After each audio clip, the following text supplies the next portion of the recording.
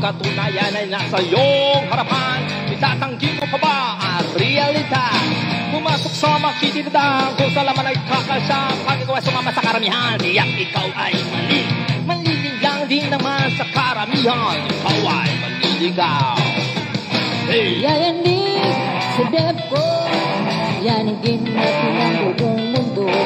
Patunayan mo ang iyong tindigan, ikaw ang yanig sa depko.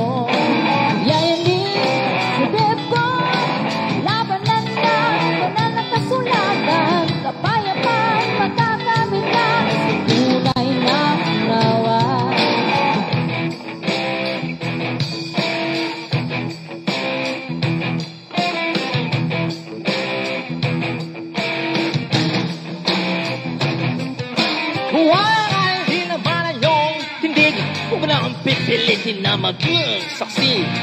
Walang di naman ang inyong aral at magkakatoks-katoks ka pa sa ligong ka. Sanay ka naman sa dagindaan, pagkasabtong araw ka marating. Garalisip hanggang huli, oras, araw at panahon at totohanan ito'y kairan. Huwag ka sana maliligaw, lipon ikaw ay sila muli. Yayanig sa depo, yanigin natin ang buong mundo. Patunayan mo ang iyong tindigan, ikaw ang yanig sa depko. Yayanig sa depko, labanan lang, wala ng kasulatan. Kapayapaan, magkakamit lang, tunay na unawa.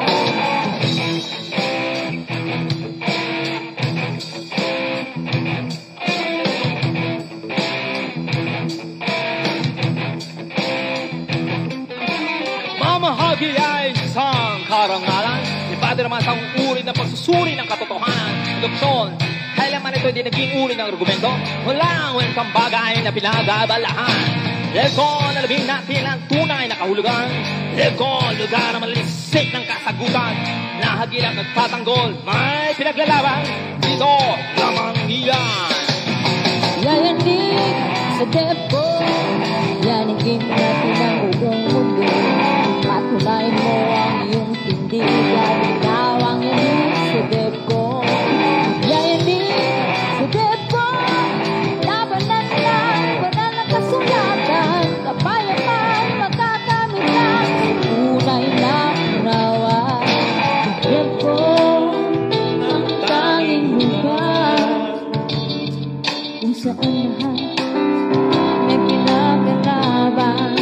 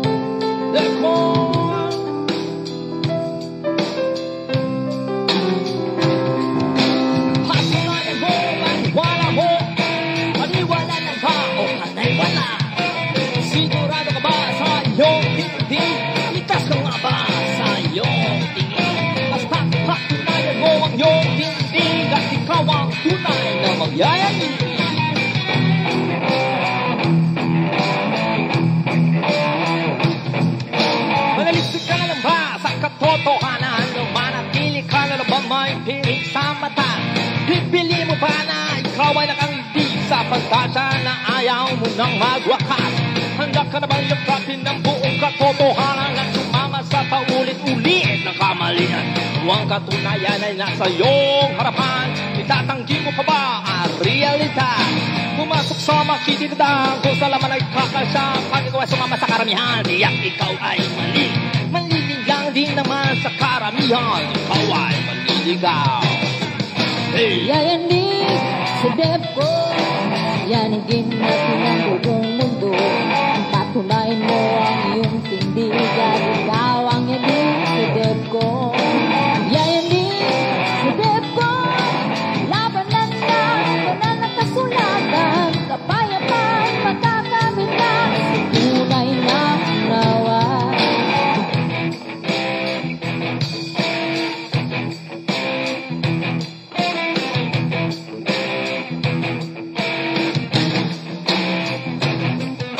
Huwag ay hinabanan yung tindig.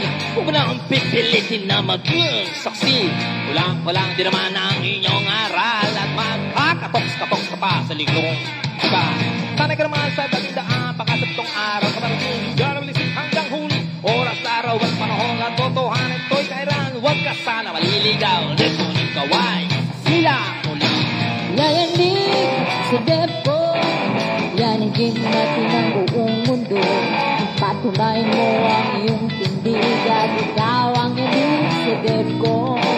Yayanig sa DepCo, labanan na, banal na kasulatan, kapayapaan, magkakamit na, tunay na unawa.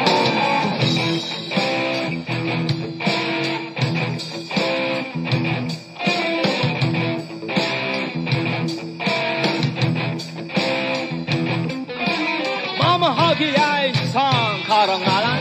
Iba naman sa uri ng pagsusuri ng katotohanan. Induksyon, kailanman ito hindi naging uri ng argumento. Walang welcome bagay na pinagabalahan. Lekon, alabing natin ang tunay na kahulugan. Lekon, lugar na malilisik ng kasagutan. Nahagilang nagtatanggol, may pinaglalaban. Dito lamang iyan. Yayanig sa DepCo, yanigin natin ang buong mundo. Patunayan mo ang iyong tindigan, ikaw ang yanig sa DepCo.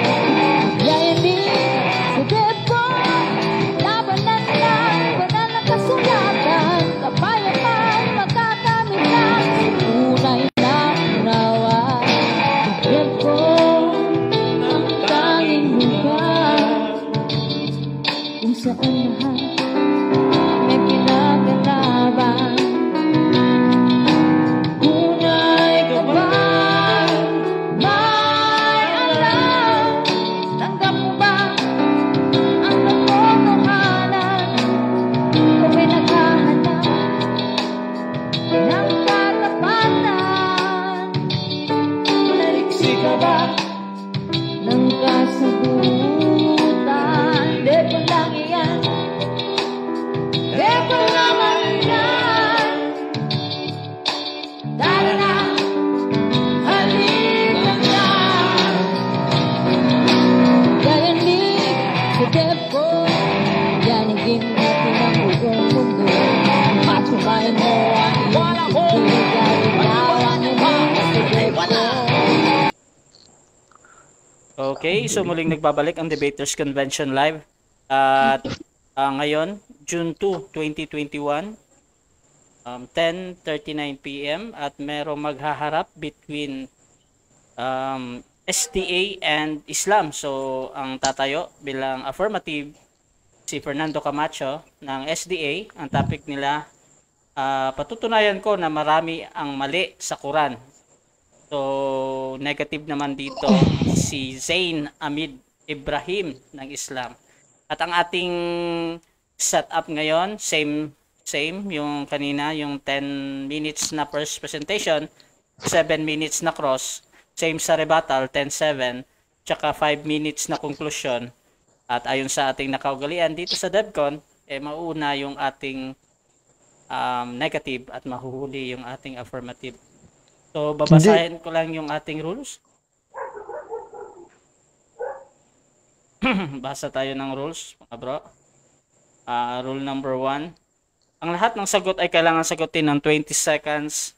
Maximum lamang kung titigil ang sumasagot ng at least 3 seconds. magsasabi na ang moderator ng next question. Sa rule number 2, kung categorical ang question, kailangan sumagot ng categorical muna bago magpaliwanag ng hindi lalampas ng 20 seconds at ang admin at ang moderator ang magbabantay ng 20 seconds time na yan. Kung walang sagot sa categorical, next question kagad yan. Or hindi categorical ha. So, rule number 4, kung ano ang tanong, yun lang ang sasagutin. Rule number 5, sa unang pagtatanong, kinakailangan na itatanong lamang ay ayon sa itinindig ng affirmative o negative side at sa rebuttal stand. Sa cross-examination, maaari nang magtanong ang examiner ng kahit ano, inilatag man o hindi inilatag, basta pasok ito sa topic. So, rule number 6, ang debater na makakatanggap ng 3 warning mula sa moderator ay may kaukulang disiplina, either bawasan ng 1 minute or magdaragdag tayo ng 1 minute kung ang tinatanong naman ang paglalapatan. So, rule number 7, out of the topic are not accepted. Rule number 8, no side comment. Rule number 9, no untrue attitude. Rule number 10, no objection during conclusion. Rule 11, respect the admin and moderator decision is always final. At ito lamang ang iiral na patakaran bilang pagsasaayos ng debating ito. Sumasang-ayon ba ang ating affirmative sa nabanggit? Yes, sir. Sumasang-ayon po. Okay, yung ating negative, sumasang-ayon ba? Naam. Okay. Yes. Okay, salamat. At opisyal na natin bubuksan yung ating debate. Pero bago yan, syempre, pakilala muna kayo. So, una natin, si Bro Fernando Camacho. 30 seconds, bro. Pasok. Okay, ang inyo pong maliit na lingkod kay Kristo, Brother Fernando B. Camacho Jr., nasa panig po ng Affirmatibo, membro po ng Seventh-day Adventist Church. Okay, Bro Zane. Bismillahirrahmanirrahim. Ako po si Zain Da'wa, isang Muslim, isang alipin ng Allah na naghahayag lamang ng pawang katotohanan na pinadala sa Quran at ginawa ng Propeta Muhammad sallallahu alaihi wasallam at ng kanyang mga sahaba. Okay, Yun lang. Okay, that is Zain. So, umpisa na natin. Bibigyan ko ng 10 minutes yung ating affirmative. Bro Fernando Camacho. 10 minutes para sa iyo, bro. First stand, your time start now. Okay, muli nating pinasalamatan ang ating Panginoong Diyos at pinupuri.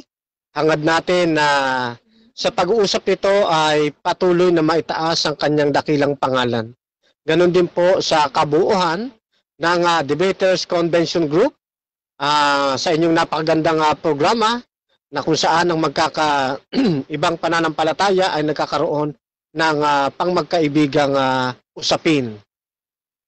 Ganon din po, regard sa atin pong mga nasa comment section, nasa mga comment box, dyan, at dito rin sa ating platform, ang kapatid na Sispu, na siyang attorney na Satanas, ang kapatid na Ruel, ng RCC, kapatid na Rocky, na ating mentor, kapatid na Dominguez, kapatid na Ryan, at kapatid na Renz Nero, Pastor Eric Dignos, at siyempre sa akin pong makakausap ngayon na isang mahusay at masiglang tagapagtanggol ng Islam. Sa pagkakataon pong ito, mga kapatid at mga kaibigan, tumatayo po ako sa panig na hindi ako naniniwala na ang Quran ay walang kamalian. At in fact, unang-una na akin pong ilalatag, wala hong inuutos. Yun pong paglabas ng Quran ay mali na ho. Bakit? Sapagkat wala hong iniutos mula sa mas nauna pa sa kanyang aklat na mayroong lilitaw na panibagong aklat o panibagong salita ng Diyos na nasa forma ng tinatawag na Quran. Wala ho, mga kapatid. Binabanggit sa atin ng Biblia, buhat sa ikalawang Timoteo, sa Kapitulo 3, nais kong basahin muna ito, mga kapatid. Yan, ikalawang Timoteo 3 at 15, 16. Ang lahat ng mga kasulatan ay kinasihan ng Diyos, ay mapapakinabangan din naman sa pagtuturo, sa pagsansala, sa pagsaway, sa ikatututo na nasa katwiran. Gusto kong maunawaan po ninyo na yung tinutukoy na lahat ng mga kasulatan ay tumutukoy lamang sa Torah, sa Injil, o sa kabuuan mismo ng Biblia. Hindi ito tumutukoy sa Quran. Ano ho? Kaya ho, deklarasyon ng mas nauna pa sa Quran na ang kinasihang salita ng Diyos ay yung pong kinikilala naming mga Kristiyano. Ano? Ayan. At isa pa mga kaibigan, katulad na sinabi natin, wala pong hula sa Biblia o salaysay na mayroong lalabas sa anyo ng Quran na salita ng Diyos. Sapagkat malinaw nating mababasa dito sa Mateo, Kapitulo 28, talata ay 19. Ganito ang sabi sa atin. Dahil dito, magsiyaon nga kayo at gawin ninyong mga alagad ang lahat ng mga bansa na sila'y inyong bautismuhan sa pangalan ng Ama at ng Anak at ng Espiritu Santo na ituro ninyo sa kanila na kanilang ganapin ang lahat ng mga bagay na iniutos ko sa inyo. At narito, ako'y sumasa inyong palagi hanggang sa katapusan ng sanlibutan. Ano daw po ang ipangangaral hanggang sa katapusan ng sanlibutan? Yun pong Ebanghelyo, yun pong turo ng atin pong Panginoong Jesucristo. Yan ang ituturo hanggang sa katapusan ng sanlibutan. Kasama ho ba ang Quran dito? Hindi ho mga kapatid. Kundi kung ano lamang ang turo ng ating Panginoong Jesucristo sa kanila, yun ang kanilang ituturo. At isa pa sa nakita natin dito mga kaibigan, mga kapatid, at habang ito ay itinuturo sa buong sanlibutan, magkakaroon sila ng pagbabautismo sa pangalan ng Ama at ng Anak at ng Espiritu Santo. Tanong, ito ba ay itinuturo ng Quran? Wala ho kayong mababasa mga kapatid na ang pagbabautismo sa pangalan ng Ama, ng Anak at ng Espiritu Santo itinuro ng Quran. Kaya isa sa mga maling turo ng Quran, wala hong turo ng pagbabautismo. Ano ho? At isa pa, hindi kailanman tinagurian ng mas nauna pa sa kanya na kasulatan na ang Quran ay kinasihang ng ating Panginoong Diyos. So meron na po tayong dalawang punto na hindi natin makikita sa Quran mga kapatid. Ano po? Yan. Kaya bakit natin sinasabing kamalian? Ay sapagkat ito nga ang dadaling pabalita sa buong sanlibutan. Yung Ebanghelyo ng ating Panginoong Jesucristo. Kalaki po dyan yung pagbabautismo. Ayan. Ngayon, isa pa, hindi lamang ako naniniwala na may kamalian ang Quran, kundi naniniwala din ako na yung kurang hawak-hawak nila ngayon ay talagang palsipikado mga kapatid at mga kaibigan. Bakit natin sinabing palsipikado? Yan hong hawak nila, yan po'y mga dinuktor na ng mga makabagong lumathala ng Quran. Bakit to mga kapatid? Alam natin na ang kasaysayan ng Quran ay nasunog na po yung pinaka-original niyan. Kaya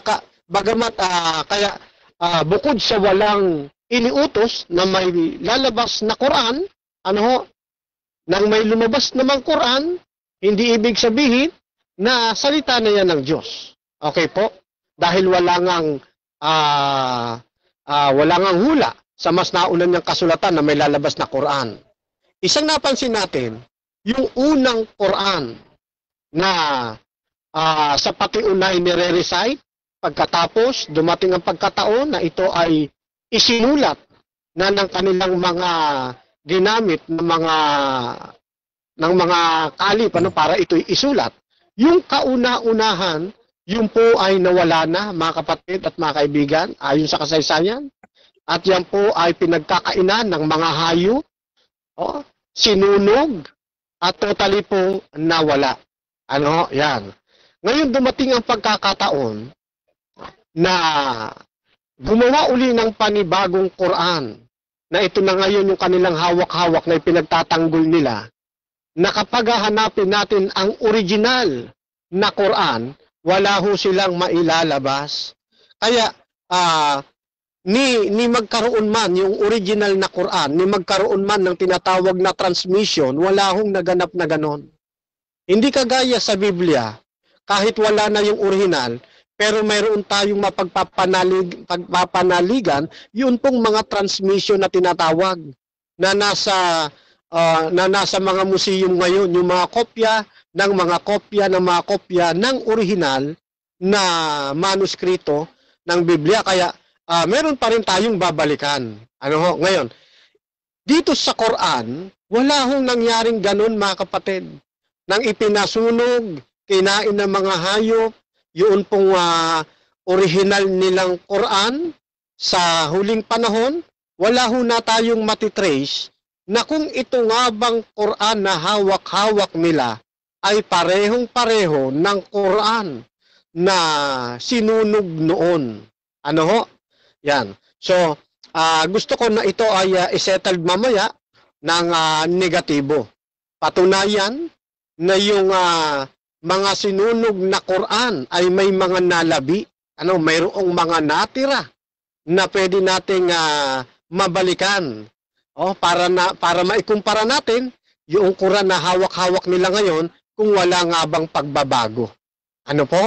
So mahalaga po yan, mga kapatid, na magbalik tanaw tayo o i-trace natin sa kasaysayan o sa mga dokumento kung meron nga ba silang hawak-hawak pang mga ganito.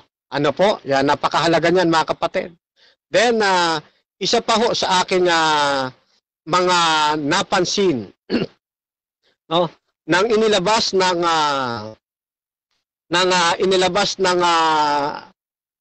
Memory TV, ito po ay reported from Memory TV noong August 20, 2020. Ito ay makikita po ninyo diyan sa diyan sa Google, na naglabas ng opinion ang Saudi na sabi nila, ganito ko babasahin, Ayan. Okay, two unusual article published this year on Saudi website called to amend scribal errors in the Quran. Ano daw po sabi? Mayroong mga dapat na i-amend doon sa mga scribal errors ng Quran. Ay, time na. Okay, so dyan nagtatapos ang first stand ng ating affirmative. So dadako na tayo sa ating 7 minutes na pagtatanong. Bro Zain ng Islam, 7 minutes para sa iyo, bro. Your time start now. Bismillah. Alhamdulillah, brother. Okay yung pagka-present mo. Sabi niya, wala daw inutos na dadating sa kasulatan. Kala ko wala kasama yung Bible, kasama pala, okay? Clarification lang, okay? Sino yung tinutukoy objection, Mr. Moderator? Hindi po pagtatanong yun. Hindi pa, hindi. Nagtatanong ako ngayon. Inshallah, magtatanong ako ngayon. Okay, okay, brother. Okay. Sige. Okay, walang inutos na kasulatan na nababanggit daw sa Bible. O sino yung tinutukoy sa John 16 po na darating na magtuturo ng all truth? Ang Holy Spirit po, at yan ay hindi po ang Quran. Yan po ay darating kapag ang Panginoong Hesus ay umakyat na sa langit o umalis na. Hindi yan darating kung hindi aalis ang ating Panginoon. Hindi po yan naganap sa Quran. Kaya malabo po na yan ay tutukoy sa hula tungkol sa Quran. Okay, sabi niya, kung ito ang Espiritu Santo, okay, ito muna, umakyat na ba si Kristo? Yes, so, sa panahon niya, kapatid, nang mabuhay ang ating Panginoon mula sa mga patay, dumating ang panahon na siya po ay umakyat, siya namang pagsusugo ng Holy Spirit. Kaya hindi po yan naganap sa Quran. Holy Spirit po ang binabanggit po riyan. Nung pag-akyat niya ba, bumalik siya? Bumaba siya ulit? Ang pag-akyat ng ating Panginoon, ang kasunod niyan, second coming. Ano ho? Yan. Ito pong sa Juan, Kapitulo 16, ang maiiwan po ang Holy Spirit, siya po ang magtuturo o papatnubay tungo sa buong katotohanan. Hindi yan tumutukoy sa Quran. Napakalabo po na yan ay tumukoy sa Quran sapagkat yan ay persona. Okay, kung ito ang Espiritu Santo, ano pong bagong itinuro ng Espiritu Santo? Sabi po dyan, magtuturo siya ng buong katotohanan, kapatid. Kung ano yung itinuro ng ating Panginoon Kristo, ipapaalala niya po yun. At doon naman sa wala pang alam patungkol sa Ebanghelyo, ituturo niya yung buong katotohanan na hindi pa nalalaman ng mga tao. Hindi po yan yung Quran. Okay. Patungkol naman dun sa bautismo, si Kristo ba binautismuhan? Yes, binautismuhan po siya ni John, ni Juan Bautista. Pero wala yang kinalaman doon sa paglitaw ng Quran. Okay. Ano bang reason ng pagbabautismo? Opo, yung pagbabautismo sa ating Panginoong Kristo ang rason nun upang gayahin ng kanyang mga followers. Kaya sabi niya, sa bautismo na sa akin na ibabautismo ay babautismuhan kayo. At sabi pa niya, ito ang nararapat sa atin. Ulitin ko yung tanong, Bro Camacho. Ano po ang essence o reason ng pagbabautismo? For clarification, Mr. Moderator, nino po ng ating Panginoong Hesus ba o ng kanyang followers? Anong makukuha mong benepisyo o Okay. magandang kabutihan pag nagpabautismo ka? Anong meron doon? Okay. No? Sa anong mga binabautismuhan, yan po ay isang paghahayag sa madla na tayo ay isa ng o nakasama ni Kristo na namatay, kasama niyang nabuhay at lalakad na sa panibagong buhay. Yan po ang essence po niyan. Tinatawag na po yung born again. Kabilang po sa terminong born again. May mababasa ka ba? Yung explanation mo po, brother, may mababasa ka bang ganun sa Biblia? Meron. Dito sa Aklat ng Roma, sa Kapitulo 6, ganito ang ating mababasa. 6:4. Tayo ngay nangalibing nakalakip niya sa pamamagitan ng bautismo sa kamatayan, na kung paano si Kristo ay nabuhay na maguli sa mga patay. Brother, mababasa mo ba yung born again? Born again naman, meron din. Sa Juan Kapitulo 3, ganito naman ang ating mababasa. Ito po ang sabi. Sumagot si Jesus sa kanya'y sinabi, katotohanan, sinabi ko sa inyo, maliban na ang tao ipanganak na muli, ay hindi siya makakakilala sa kaharian ng langit. Ayun, kailangan pong maipanganak na muli. Born again po yan, kapatid. Okay, thank you. Balik tayo sa yung Espiritu Santo. Tama po ba na ipapaalala niya lang yung turo? Okay. Ipapaalala po doon sa kanyang mga napaabutan ng pabalita, pero doon sa hindi pa napapaabutan ng pabalita, kasama po siya sa napapatnubay para matamo nila yung buong katotohanan. Kaya nga, walang turo ang Biblia na may lilitaw na Quran. Ano ang Espiritu Santo? Pwede, ano ito? Okay, sagot. Ang Espiritu Santo po ay isa sa mga persona ng ating pong Panginoong Diyos. Hindi yan bagay, hindi yan aklat. No? Yan ay isang person. O, yun nga, persona. No, na may kakayahang mag-isip, kakayahang magturo. Asan siya ngayon? Nasaan po siya ngayon? Ay patuloy na pumapatnubay sa kanyang mga mananampalataya.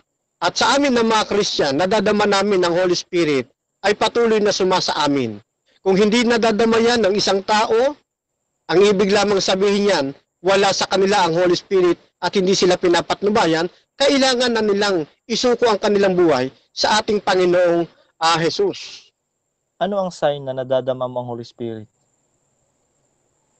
Opo, isa sa mga sign na nadadama ko ang Holy Spirit, yung pong nangyayari sa ating kasigasiga ng paglilingkod sa Diyos. Hindi tayo gumagawa ng paglabag sa kanyang panuntunan.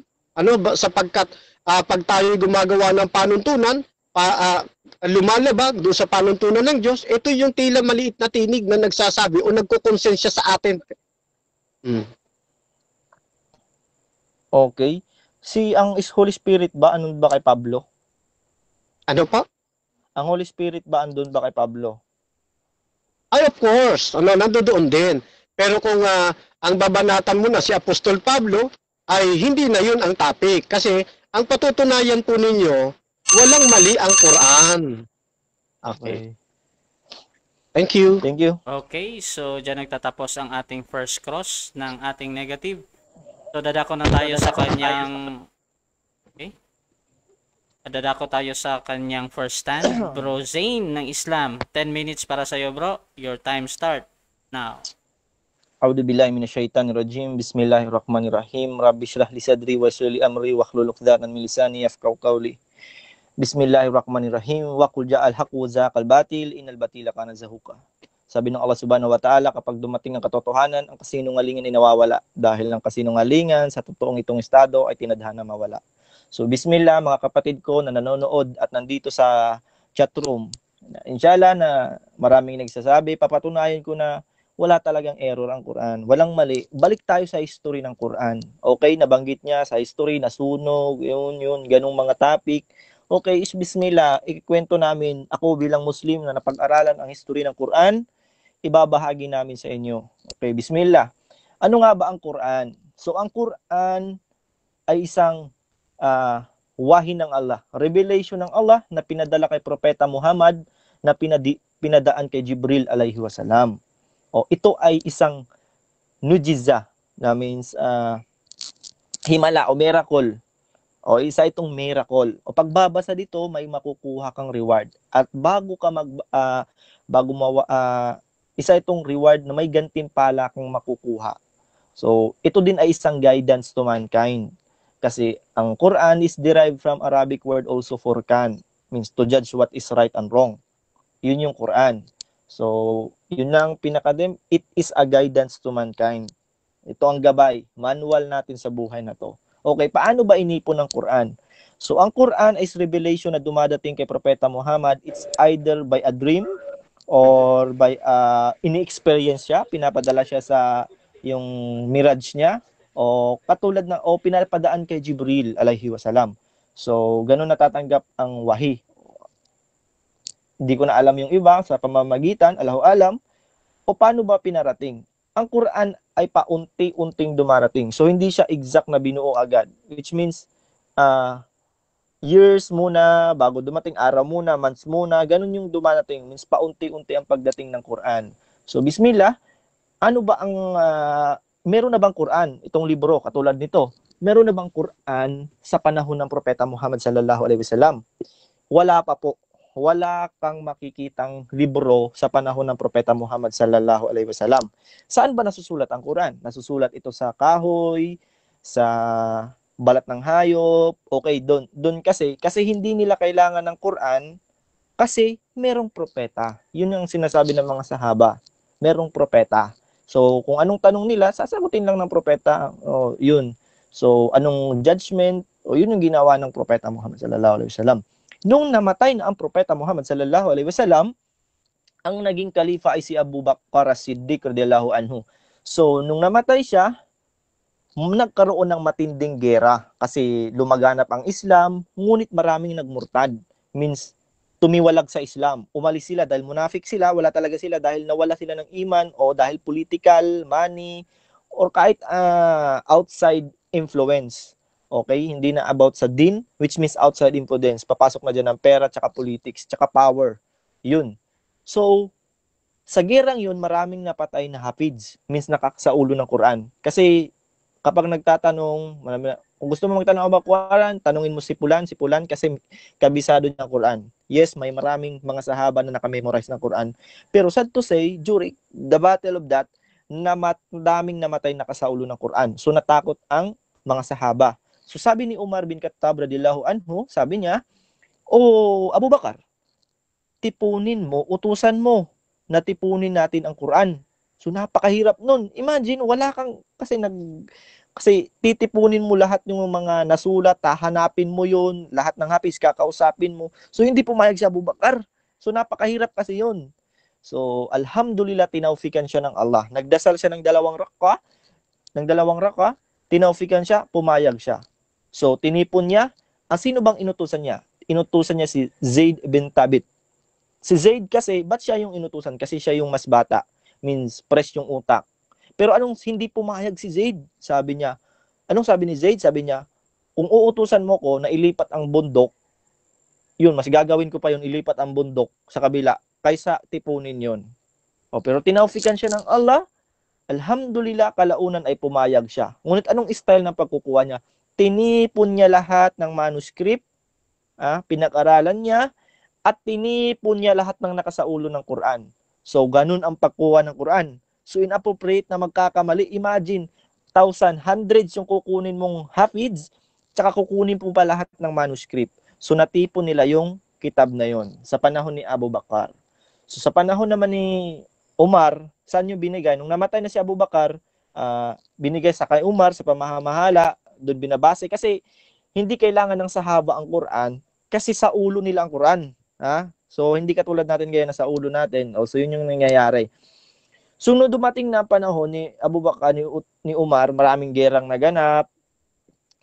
Jump up tayo. Nung namatay si Abu Bakar, si Umar, binigay niya kay Hafsa yung libro na yon. Take note, hindi kailangan ng Quran, yung manuscript, yung actual Quran, na physical Quran, kasi sa ulo ng mga sahaba. Maraming nakakasaulo, tsaka memorize nila kung anong ginagawa nila. 20 years kasama nila ang propeta, so alam na nila yung gagawin nila. Tayo ngayon, di natin alam, so kailangan natin ng ganto, libro. So okay, punta tayo kay Uthman. Ano bang naganap kay Uthman? So nagkaroon na naman ng pagkakaiba. Kasi lumaganap yung Islam, nagkakaroon ng mispronunciation. Mispronunciation na naiiba na naman yung iba yung pag-pronounce. Pero tama pa din. For example, ikaw, British ka, ako American. Pag-pronounce natin to, ikaw iba. Pero same lang naman. So dahil na iba... Debate ba to, mga kaibigan? Debate ba to? Post the time. Okay. Continue. About naman doon na, okay, nung dumating kay Uthman na sinabi niya na nagkakaroon, so ano bang reason? But meron namang step ginawa si Uthman. Kasi tinaufikan, may nagsabi sa kanya na nag-aaway ng mga Muslim. Iba yung pronunciation, tapos kinakategorize na nila. For example, ikaw nag-imam, tapos ako, iba yung pag-pronounce ko, tapos narinig ko, iba. Nakakbar, kufar ka, munafik ka. So, nagkakaroon na ng ganong, so nag-aaway-aaway na. So, sabi niyo na, Taufikan naman na, tipunin mo lahat ng Quran. Tipunin mo.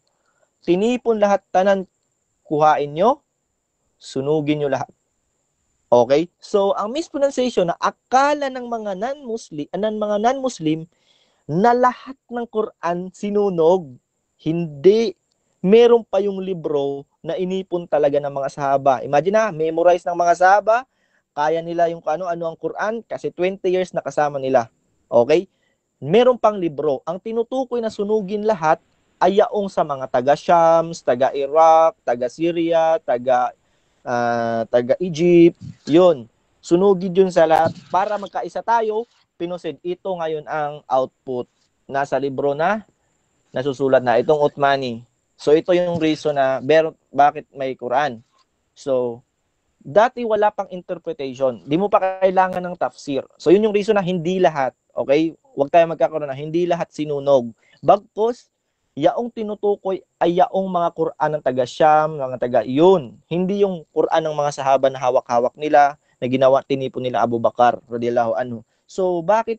Kasi, dati, ang lingwaheng Arabic, pure sa kanila yon sa mga sahaba, sa tabi'ins, sa katabi-tabi'ins. pure sa kanila. So hindi na iiba, hindi na sasagulan ng ibang lingwahe. For example, ang lingwahe naman natin ng mga Pilipino, hindi naman pure Tagalog lang. Maraming lingwahe. Meron talagang lingwahe tayo na naiisa sa lahat. So anong nangyari?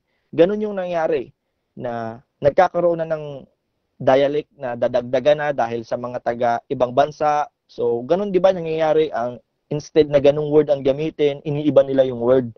So even na ganun ang nangyayari, kaya nawala yung original Arabic meaning, yung Quraish. Kasi nahahaluan na, kailangan na ng tafsir. Kaya hindi namin binabasa ang Quran indirect na ganon. Kasi ganyan. Ganun lang namin binabasa katulad ng ginagawa ng mga Christians. At to say, sana wag kayo magalit na yung English lang kasi hindi kami ganun. Nakabase pa din kami sa Quran kasi merong original, ang matatalino. Hindi mo pwede kasi word of God yan eh. Hindi yan ini-interpret ng normal na tao lang. Kailangan niya ng pag-aaral ng by years. Hindi nga sapat ang buhay mo para pag-aralan mo yan. Kailangan na, that's a word of God. Okay? So, nagkakaroon ng tafsir. Doon na dumating ang tafsir ni Ibn Kathir, mga tafsir ng mga sahabas, o mga paano nila ini-interpret ang Quran, ng mga sahaba katulad nila Ibn Mas'ud, nila Ibn Abbas, sila, yun, mga tinatafsir na nila kasi nawala na yung original. So, ganun ang napakaliit na detalye o history ng Quran. Wala pong ganung nasinunog lahat or na kurap kasi napakaingat ng pag-aalaga ng Quran. Okay, dagdag ko lang. Sabi ng Allah sa verily we send it down and surely we will guard it from corruption. Quran 59. So sabi ng Allah, binaba namin at protektuhan namin sa corruption. Sabi ang Allah mismo nagsabi, hindi nagsisinungaling ang Allah. Okay, thank you. Okay, so dyan nagtatapos ang first stand ng ating negative. So dadako tayo sa 7 minutes na pagtatanong. Bro Fernando Camacho, your 7 minutes. Time start now. Nakamute ka ba? Okay, ang una ko pong tanong ay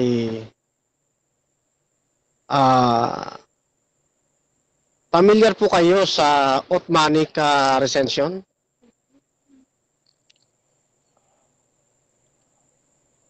Hindi po. Okay. Yung word. Pero kilala mo si Caliph Uthman? Yes po. Uthman sino nauna? Sorry. Sino nauna? Si Abdullah ibn Mas'ud o si Caliph Uthman? Si Uthman po. Nauna si Caliph Uthman. Okay. Sa panahon ni Caliph Uthman, yun ba yung kanyang aklat ay sinunog?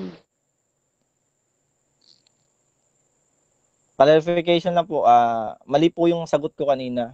Okay? Si Uthman at saka mga sahaba yan. Si Ibn Mas'ud at si Uthman, mga sahaba. So sabay sila. Pero yung edad, sinong naunang pinanganak sa kanila is di ko alam. Okay. So, nililiwanag po ninyo na i-revise ko na lang, no? Sino ang naunang gumawa ng Quran? Si Ibn Mas'ud o si Caliph Uthman? Hindi po gumawa ng Quran si Ibn Mas'ud. Sumulat. Tama? Hindi din po sumulat si Ibn Mas'ud. Okay. Next question. Yung bang umiiral na Quran sa panahon ni Ibn Mas'ud, yun ba yung ipinasunog? Hindi, yun yung Uthmanic na sinasabi niyo po. Yung Uthmanic ang sinunog? Hindi po. After ng nasunog. Ulit.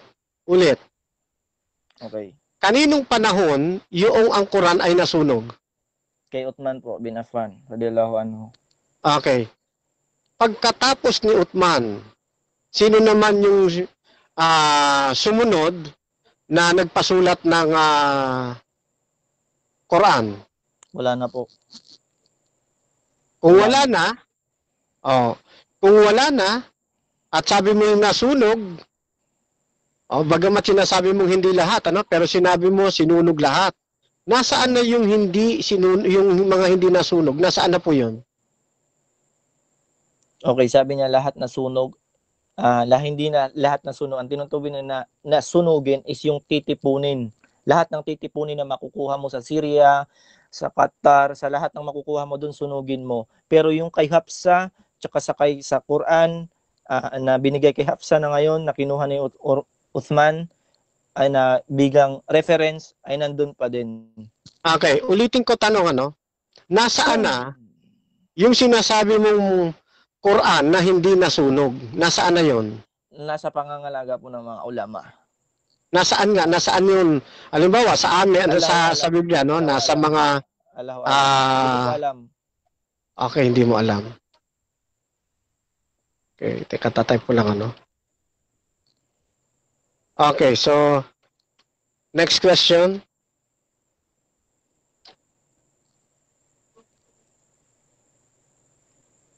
Tama ba na ang pagkakaunawa ninyo sa Juan 16 yung pinag-uusapan natin na mga aliw ay si Muhammad? Objection, moderator, di ko po present yan. Doon ko lang present yan sa question. Di ko po present sa... Sige. Granted. Next question. Okay. Hanggang ngayon ba, mayroon pang nakakabisado ng sinaunang Quran? Kung anong Quran dati ni Abu Bakar, handun nitong Uthmani, ay ganun pa din. Wala pong naiba. Wala pong pagkakaiba. Walang naibang Quran. Meron na sa Saulo, yes, meron. Ang daming hafiz. Okay. Sabi mo, hindi mo alam kung nasaan yung original na Quran. Yung hindi sinunog. Paano mo nasabi ngayon na yun pa rin yung sinaunang Quran na kabisado ng mga tao ngayon? Okay, sagutin natin na. Hindi ko sinabi na kasi di ko alam, tsaka hindi ko talaga alam kung saan tinago ng mga ulama, saan nilalagay kasi ini-studyhan nila yan. An example diyan is katulad ng archive ng Catholic Vatican. Inatikpos na hindi mo nakikita is doesn't exist. Tinatago lang kasi merong mahiwaga doon. So hindi yung for example, maraming mga loko-lokong Muslim na kukunin yon at ifa-fabricate yon, kaya pinapangalagaan yon. Okay, next question. Halimbawa, merong isang tao na gustong siyasatin yung sinasabi mong naitago na yon. Pwede ba yung makita? Hindi po pwedeng magsiyasat ang normal na tao. Dapat isa kang alim o matalinong tao. Kasi dapat yun yung may kakayahan lang na mag-aral. Kasi hindi lang naman yun, madaming, even na yung tinipon na mga nasa sa kahoy, sa kuan, ay andun pa din. Andun pa din. Okay. Yun bang original na sinasabi mong Quran, yun yung nasa Perfect Arabic? Ano po pa? Perfect Arabic? Wala po na Perfect Arabic. Wala po na Perfect Arabic. Ang ibig ko sabihin, wala bang halo na ibang salita? Kundi puro Arabic lamang ba? Yung ba yung nasa original? Yes, kung anong original na lingwahe o dialect ng mga Arabo doon, yun lang po. Yung mga lingwahe ng mga Quraysh. Yun. Okay. Itong Quran na hawak po ninyo, yan ba ay Perfect Arabic din? O, ito yung Arabic na ginamit ng mga Quraysh. Ito nandito sa Quran. Okay. Nakita mo na ba yung ipinagtatanggol mong original na Quran? Yung original? Oo. Normal na Muslim lang ako. Inshallah, kung bibigyan ako ng taufik ng Allah, inshallah. Normal na Muslim, bawal. Normal na Muslim po, bawal. Time na. Ayan, so dyan nagtatapos ang ating first stage ng debate, which is yung ating first stand tsaka yung ating first cross. So before that, shoutout muna syempre sa ating mga nanonood at kahit alas 11 na 11:20 meron pa din. Shoutout kay Ayan J, Villarmay Apalar, shoutout admin, God bless. Sabi ni Alin Yil, dalawa sa Umay. Assalamualaikum, magandang gabi sa lahat. Yan. Sabi naman ni Nick Hall, puro mali talaga Quran sa unang ayat pa lang. Yan. Palpak na si Allah mismo nagsasyahada. Sumaksi, sinong sinasaksihan ni Allah. Sabi ni Lev Patilyan, hehehe, hinanap yung Holy Spirit. Yan. Sabi ni Fernandez Eliasiones Haber, mahina dapat tawagin yung mga tanyag na mga ngaral nyo na pagkaligaw, nangangaral ng pagkaligaw, nagpapakadlubhasa sa pagkaligaw, gumagamit ng mga aklat at talata sa Bible at isama nyo sa niya si Shaitan na Pope kahit papaano may tibay. Okay. So, shoutout din kay Danilo Junior Peralta. So, sino na protektahan ni Allah? Ang Quran? Yan. Sabi naman ni McRae Pital, ang pamagat ng dakilang aklat na ito ay iginawad ng Allah, hindi ang mga Muslim ang nagbigay ng pangalan nito. Taliwas sa ibang pananampalataya, halimbawa ang Kristyanismo, ang pangalan ng kanilang banal na aklat ay binigay ng tao. Yan. Sabi ni Cablau Odysseus, nako. Okay. Kay Danilo Jr., wala kasing original na Quran. Okay, so yan lang muna mga kapatid. At dadako na tayo sa ating rebuttal stage. So, syempre, mauna ulit yung ating affirmative dito. 10 minutes para sa'yo, bro. Fernando, your time start. Sir. Okay. So, kapansin-pansin mga kapatid, nang hinahanap na natin kung nasaan yung original, talagang nakatago daw sa isang sagradong lugar. At tinanong natin kung pwede ba itong makita kapag gustong pag-aralan, ay hindi raw po pwede, no? At mga piling tao lamang ang pwedeng makakita nito, no? Anong klaseng pamantayan ito, mga kapatid, mga kaibigan? Bakit ipinagkakait sa tao kung talagang may nairal pa na original na Quran? Oh, bakit kailangan itago? Di ba? Oh. Kaya hindi katulad sa ating mga Kristiyano, ang amin pong mga codices, yung mga codex, makikita ninyo sa iba't ibang mga library. Welcome ang lahat na ito ay aralin. Di ba? Oh, wala kang kung yan talaga salita ng Diyos, wala kang dapat na itago. Di ba? Pero bakit sa Quran, pagdating diyan, nakatago? Oh? Alam ho ninyo mga kaibigan kung bakit yan ang mga sagot nila? Yan po ay nagpapalusot. O, palusot hula ang yan mga kapatid. Bakit? Kasi nga, wala na po yung kauna-unahang Quran. Sinunog na ho iyon. Ano po? Kaya wala na silang mailalabas. At para lamang mayroong masabing mayroong kopya, sasabihin na katago. At pagka gusto mo makita, ay hindi basta-basta makikita. Kailangan may requirements. Yan. So, mga pagpapalusot lamang yan mga kapatid. Sa maraming mga nag-aaral ng Quran, kung kayo ay mayroong aklat nito, itong Shorter Encyclopedia of Islam, sa page 271, ito ay sinulat ni Kramers, makikita po ninyo na binibigyan diin niya rito na wala na talaga yung original manuscript of the Quran. Wala na. Hindi lang siya. Marami pang iba. Maging si Alfred, paano ba ito binibigkas? Gelawmi, sa kanyang aklat na Islam.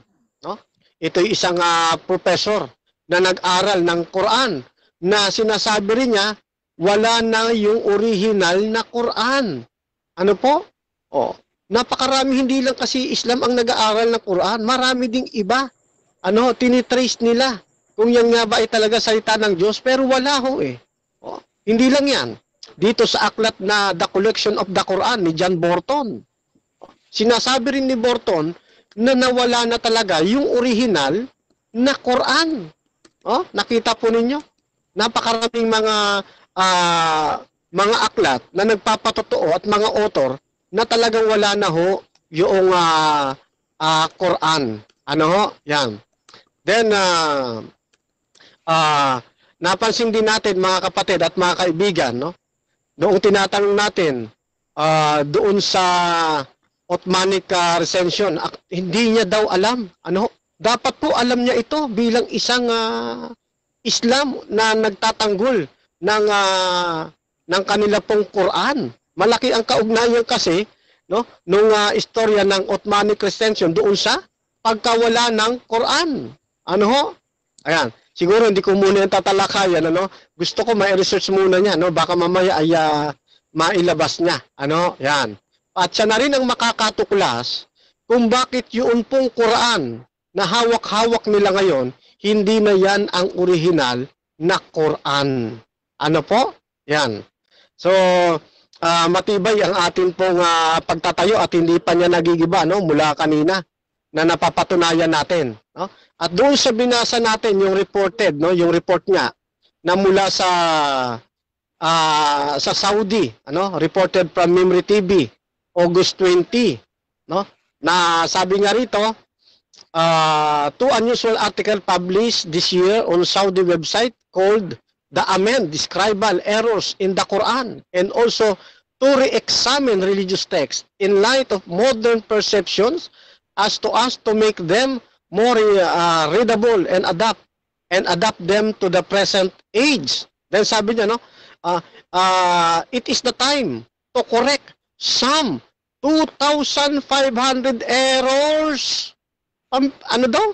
Ilang errors? 2,500 errors. Kaya sabi kinakailangan itong i-revise. Ano? Kailangan i-revise. Oo. Kaya makikita natin mga kapatid, hindi talaga, no? Mali talaga ang pagkagawa ng Quran. Bukod sa wala ng hula, kailangan pa itong i-revise. Ngayon, kung ibabalik natin sa kanila, yung kanilang lagi sinasabi, ang Diyos ba pamali-mali? Ha? Ibabalik natin sa kanila, kung totoo ang Quran, bakit kinakailangang i-revise? Ibig sabihin, nagkamali si Allah? Ganun ba? Kaya nung siniyasat ng mga marurunong talaga, no, sabi nila kailangan ng i-revise, no? Panawagan ito dito sa article na ito ng Saudi. So yan yung tibaging mamaya. Patunayan ng negative na walang 2,500 mistake, ano? Yun pong yung Quran, napakaraming mga mali-maling mga spelling and grammars diyan po sa Quran, ano? Even syntax, no? Napakarami po ng pagkakamali na kinakailangan nga, sabi nila dapat i-revisa na ito, ano? At itama na ito. Ano? Yan. At sabi pa nga dito, no? The Quranic, no, canon was written down in the period of the third caliph Uthman bin Affan. Mamaya ko na to, sa conclusion ko na to bibitawan, no? Mas mabigat itong binabanggit dito, no? So dito mga kapatid, napakalinaw, no, na ating napapatunayan na mayroong errors hindi lamang sa kanyang grammar, sa syntax, ano ho, sa mga spellings, no? Maging doon sa paglitaw ng Quran na kinikilala nilang sacred books, ano ho. So hindi na ibubuwal ng kabilang panig yung katotohanang sinasabi po natin patungkol dito, no? Then isa pa sa kamalian po ng Quran, no? Tingnan ho ninyo, pagdating sa salvation, ano ho, isa to sa mga turo nila, no? Yan, sa salvation. Ito mababasa po ninyo sa Sahih Muslim. Isa po itong hadith, ano? Na naniniwala ako na itong hadith na ito may basbas ito mula sa Quran, no? Kasi kung ang hadith nitong babasahin ko walang basbas mula sa Quran, dapat wag na nilang paniwalaan ito. Kasi yung Quran, yun yung salita ni Allah para sa kanila, at ang hadith, ito yung kumbaga ito naman yung kay Muhammad. Ano? Ganito sabi. Sabi dito sa Sahih Muslim 2748b, Book 50, Hadith 12, reference book dito sa Web English, no? Book 37, Hadith 6621. Ano sabi? Abu Ayyub Asari reported that Allah Messenger said, if you were not to commit sins, Allah would have swept you out of existence and would have replaced you by another people who have commit sin, and then ask forgiveness from Allah, and He would give granted them pardon. Ano sabi sa talatang ito ng kanilang samahan? Para maligtas ang tao, kailangan munang mag-commit ng kasalanan. Kasi kung hindi ka gagawa ng kasalanan, hindi ka maliligtas. Oh, tama ba yan? Oh, ito yung isa sa mga maling turo nila na nakaangkla sa kanilang Quran. No? Nakaangkla po yan sa kanilang Quran, mga kapatid, mga kaibigan. Kaya hindi ko mo binasa ko dito sa kanilang Sahih Muslim, no? Dito sa kanilang hadith. Hindi na ito tumuturo sa Quran. Hindi po. Ang ugat po nito ay ang Quran. Kaya nga mali ang pagkakalitaw ng Quran, mali din ang turo. Oh, yan. So isa yan sa inigit mamaya ng atin pong kaibigan, ano? Kasi napakahalaga diyan sa usaping pangkaligtasan. Hindi kagaya ng Biblia, direkta na nagsasabi kung paano natin maiwawasto ang ating buhay, no? Kapag tayo nagbalik loob sa Diyos, tuturuan tayo na lalong magiging masunuri sa kautusan ng Diyos. Oh, ayan. Then doon sa chapter 14, mga kapatid, chapter 16 ng Juan, napakalabo na ito ay si Muhammad, no? Na siyang pinagmulan o pinagkatiwalaan ng tinatawag na Quran. Oh, kaya sa paggamit time na.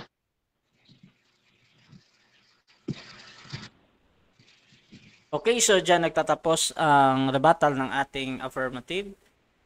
Dadako na tayo sa ating 7 minutes na pagtatanong. Bro Zane, 7 minutes. Pasok.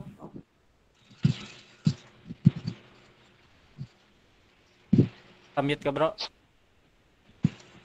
Okay, bismillah. Sabi niya, yung tindig niya, wala daw original na Quran. Okay.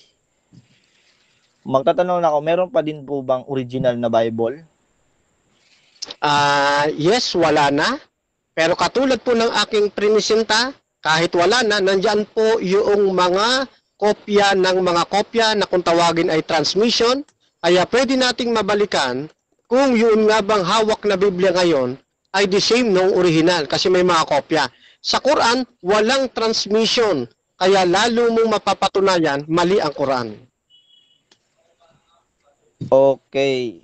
Next question. Paano mo masasabing tama yung translation pagka-transmission kung wala kang babasihang tama? Ano yung ginawa niyong basihan? Opo, ganito yan. Yung kauna-unahang autograpa, kumuha ng maraming mga taga-kopya sa pamamagitan ng oral dictation. Yung malinong isa, hindi malinong isa. Halimbawa, 10 sila. Oh, nagkamali halimbawa yung isa ng pagkadinig at naisulat na sa verse 1. Sige. Okay, next question. Nawala tuloy ako dun sa Bible na yan. Okay? Yung objection, Mr. Moderator, dapat may warning yan. Okay, so pangalawang pagkakataon na to, bro, na nag-side comment tayo. Ako? Bibigyan kita ng isang warning sa ngayon. Isa lang. Okay. Kasi no side comment tayo, diretso tayo sa tanong. Unless gagawin mo siyang premise. So, Bro Zane, pasok. 5 minutes and 33 seconds. Bakit nagkakaroon ng revision ang Bible? Okay, sagot po. Kaya ho nagkakaroon ng revision sa Biblia, gawa nung translation. Iba ho kasi yung translation. Maraming kahinaan ang bawat wika. Hindi lahat kayang isalin ng eksakto. At gayon din naman sa paglakad ng panahon, nagbabago ang kahulugan ng bawat salita. Kaya nagkakaroon ng revision para mailapat. Sa Quran, hindi lang revision, kundi talagang pinalitan at dinoktor pa. Saan yun ang tamang Bible? Opo, ang tamang Biblia po ay yun pong original na naisulat sa wikang Hebreo, sa wikang Grego, sa wikang Aramaic. Itong mga hawak namin, ang tawag namin dito, translation. Kaya magkaiba po yung translation. Yan po ang nire-revisa, yung translation, yung pagkakasalin. Yung King James po ba is ginagamit niyo po ba ngayon? Yes, ginagamit pero hindi po yan perpektong salin. Katulad nga ng sabi namin, may mga kahinaan ang bawat lingwahe. Oh, at hindi yan makakatulong sa pagtatayo mo sa Quran. Kasi ang Quran, hindi lang niribisa, kundi talaga ngayon sinunog at nawala na. Dumating ang panahon, dinuktor. Yan na po yung hawak ninyo. Okay. Alam mo ba ang meaning ng recension? Kayo po ang dapat magpaliwanag po niyan. Yan nga hinihintay ko sa inyo. Kanina, assignment po ninyo yan na binitawan ko. Alam mo po ba, categorical na lang, alam mo po ba ang meaning ng recension? Yes, alam ko, pero hindi ko sasagutin kasi assignment ko po yan na gusto kong sagutin mo sa iyong presentation. I think narinig mo naman yata na yan ay gusto kong sagutin po ninyo. Oh, yung 2.5 mistake ng Quran, kaninong scholar yan nanggaling? Muslim ba o non-Muslim? Sa pamunuan po mismo ng Saudi. Yan po ang sinabi nila na kinakailangang baguhin na. Moderator naman, na yung tanong. Bakit? Yung tanong ko po is Muslim ba o non-Muslim? Pwede pong pakasagot ng... Okay. So, categorical yung ating tanong. Muslim. Yes. So, teka, yes, bro, Muslim po yan. Sorry. Patunay mo na Muslim po to? Wait lang kasi teka ha, i-resume ko muna kasi ako din yung timer eh. So, sige, proceed. Sige. Proceed. Okay. Proceed na? Okay. Sige. Anong patunay mo na Muslim yon? Opo. Okay, ito po ay i-type mo ninyo diyan reported from Memory TV, no? August 20, 2020, no? https therealkashmir.com. Yan po ay pamunuan ng Saudi. Muslim po 'yan. Na nagsabi na kinakailangan na nilang i-revisa. Yung tao, kilala mo po ba yung nagsulat, nag-publish? Galing nga po yan sa pamunuan po ninyo ng Saudi, no? Siguro ikaw ang mayroong burden of proof na patunayan mong mali yan.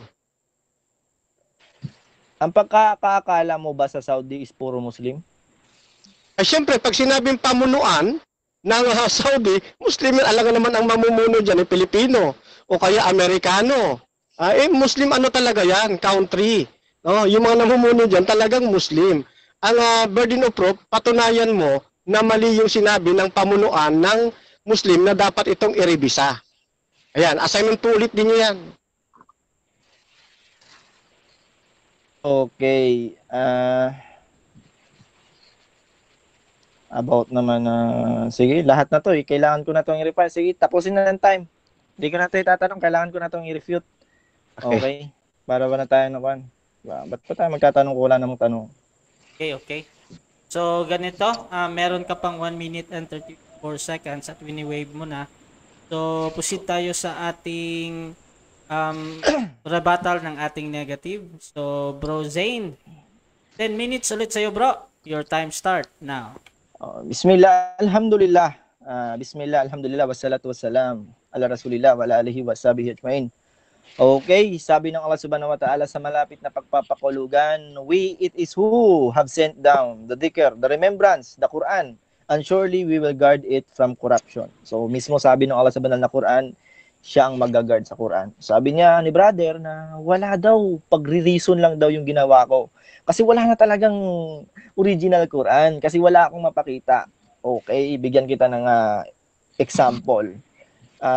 Ano ang merong advantage kasi disadvantage kung ipapakita mo ang original manuscript sa mga normal na tao na gustong mag-aral, okay? Yan yung nangyayari ngayon sa Christianity. Bigyan kita example. Katulad ng Christianity, inopen nila yung Bible. Inopen nila yung Bible, kayang pag-aralan ng mga... So, nagkakaroon ng own interpretation. That's why there are many revision and versions of Bible. Oh, because of what? Because of the different thoughts of the scholars. Okay? So, Bible scholars, iba yung paniniwala nila. Itong Bible scholar, iba ang paniniwala nila. So, ganun yung... So, nagkakaroon ng fitna. That's why, what happened to you, Christianity? Ilang sekta na kayo? That's it. Yan yung pinapahiwatig ko sa inyo na yan ang malaking fitna na magaganap kung i-open ng Muslim scholars ang Quran, original Quran, copy ng Quran, ibibigay nila, pag-aralan nyo. Pag-aralan nyo. So magkakaroon yung mga loko-loko. Meron mga loko-lokong Muslim, hindi lang kayo meron mga loko-lokong na nagsasabing Muslim sila. Maraming nagsasabing Muslim. Katulad, ibibigay mo siya Shia. Hindi nga nila pinapaniwalaan ang Abu Bakar. Minumura nga nila. O tapos ibibigay mo sa kanila yung original. So pag-aaralan nila, so magkakaroon ng iblis ng syaitan na baguhin nyo. Sila yung magbabago. So kami mga Muslim, sapat na hindi binago ang Quran. Wala pong revision. Hindi po kailangan ng revision. Kasi sabi niya, alam mo ba yung Uthmanic recension? Sabi ko hindi. Kasi hindi ko alam yung term. Kasi yung Uthmanic recension na yan is an American Western term. Hindi naman yan Arabic term. 'Di ba? Hindi naman yan yung ginamit kasi pag sinabi mong recension, pag-revise yan. Walang revise na naganap na ginawa si Uthman. It's about the revision. Kung isa sa mga recension, ito ay pag-revise, pagbabago ng Quran. Walang ginawa si Uthman. Anong ginawa ni Uthman? Tinipon lahat at nag-produce siya ng isang own copy niya. Ito yung own copy na gagawin nyo. Wala pong sinabi nag-revise. Na iniba yung word, katulad ng ginagawa, okay, mali to. Ibahin natin yung word. Okay, mali po yon. So, okay, nasagot na natin na anong reason ba't hindi pinapakita. Kasi pag pinapakita sa normal na Muslim, for example, isang Muslim, isang Christian, okay, munafik siya. Gusto niyang pumasok, nagsyahada, naging Muslim, pinag-aralan. Okay, pinag-aralan niya ang Quran. Tapos ang reason niya pala is gusto niya lang gibain ang Muslim. So, ang nakakatakot ay hindi ang pera sa pag-about sa din is ang knowledge. Knowledge is very dangerous. Kaya mong manligaw ng dahil sa knowledge. Yun yung nangyari kasi sa Islam. Yun yung pinakaunang fitna na naganap. Alam nyo ba, bakit may Shia? Dahil yan sa scholar. Scholar din, na isang munafik scholar, na iniba niya siya nila. Kasi scholar siya, paniniwalaan siya. So, nagbuwag siya, tinibas. So, meron ngayong Shia. So, ayaw na nagawin niya ng mga Muslim na pagkakamali ulit. Kaya yun ang ginawa ng yun yung mga ginawa ng mga ulama. Dapat sila lang, yung authentic na scholars lang, authentic scholars, hindi ligaw na scholars, sila yung pwedeng mag-aral ng original manuscript. Hindi porket hindi nakikita ng normal na Muslim, wala na. Meron po kaming transmission. Ang Quran ay galing po yan sa Allah, binaba kay Jibril, kay propeta, sa sahaba, sa tabi'in, sa tabi-tabi'ins, at sa mga salaf, sa mga pious predecessors of Quran, pious predecessors of Nabi sallallahu alaihi wasallam. So meron po, walang sinabi na ito lang yung original. Meron din kaming ganon, chain of narrations. Bawal yung magkakaiba. Alam mo ba, kahit even na merong transmission nagaganap, walang pagkakaiba. Kasi alam ng mga Muslim, inaalagaan yan. Maraming scholar na pinatay tsaka kinulong. Alam mo ba? Alam nyo ba yun? Sana alam nyo yun. Na maraming scholar dahil ganun ka-stricto ang Islam regarding that. Tapos ipapaaral mo sa mga normal na Muslim. Hindi porket hindi pa aralan sa mga normal, wala na, hindi na nag-exist. So, mali po yun. So, nagbabanggit siya, mga kapatid, nagbabanggit siya ng mga research ng hindi naman mga Muslim, hindi naman authentic Muslim na Sula al-Jama'ah, al-Sunnah wal-Jama'ah. Hindi nila alam yung term na yun. Bawal yun. For example, Shia pala yun. Tsaka hindi lahat ng organization sa Saudi is lahat mga kwan, kasi there are 14 millions, according to research, there are 14 million Christians, born Christians itself sa Saudi Arabia. Okay? Sa Arab Peninsula. So, hindi mo masasabi, paninira lang yung sa Islam. Okay? Na-refute na natin yung original, na-refute na natin yung revise, Uthmanic recension, kasi walang term gayon sa Islam. Walang ni-revise si Uthman. Okay?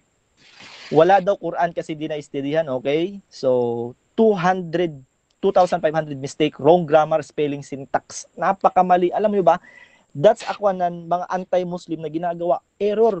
Alam niyo ba ba't nasasabi nilang error? Kasi ang Arabic ng Quran, nire-refer nila sa Arabic ngayon, which is mali dahil Quran is the most standard book. Ito ang basihan ng grammar ng Arab. Ito ang basihan. Paano mamamali kung ito ang basihan?